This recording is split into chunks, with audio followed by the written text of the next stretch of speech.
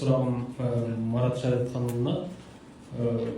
Кешеден бері ақпарат тарап жатыр. Мынау рейдерге барған белсенділер қазақ тілін талап еткен үшін рейдердің шенеуніктерінен үстерінен іс қозғалған екен. Полиция тінту жүргізген екен. Диас Қозайыров деген азамат. Сіз сол іс бойынша білесіз бе нақты не үшін ол кісінің үстінен қылмыстық іс қозғалып жатыр, қандай бап бойынша қозғалып жатыр? Диас Қозайыров ол азаматтың аты жөні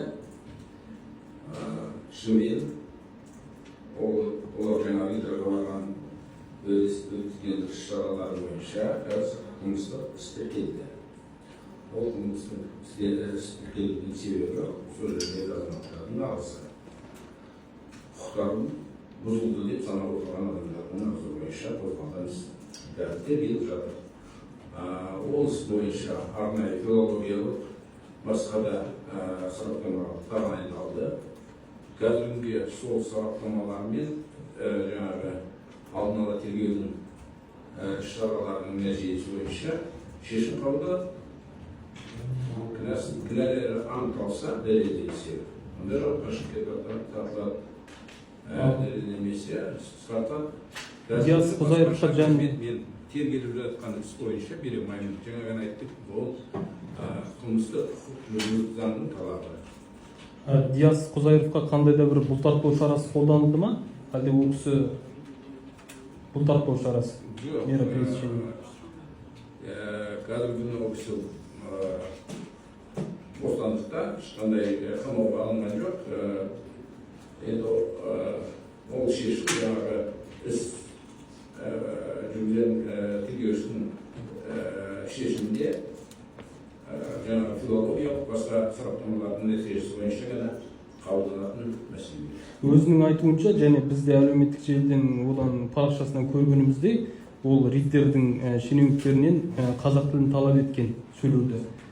Қазақстанда мемлекеттік тілді талап еткен, мемлекеттік қызметшіге мемлекеттік тіл талап еткен үшін қылмыстық іс қозғау нонсенс деп есептемейсіз бе? Мен олай есептемеймін. Талаптың әртүрлі болады. Оның қалай қойғаны мәселе, қандай кейбір жақсы бір нәрселерді қойған жаңағы орысшылықтың манерасына байланысты, ол жаңағы өзіне қандай мәселелерді көтеріп, қандай жаңағы адамның құқықтарын бұзғанына байланысты. Сол себептен жаңағы осы алған жердің азаматтары өздерінің құқығы бұзылды деп санап отыр. Солардың арызы бойынша іс қозғалып отыр. Яғни кез келген Қазақстандағы азамат анықталады ғой. Жақсы түсіндім. Яғни Қазақстандағы кез келген азамат, кез келген мемлекеттік органға кіріп қазақ тілін талап етсе, ол қылмыстық қудалауға ұшырайды деген сөз ғой. Дұрыс па? Тағы да бір айтып кетейін.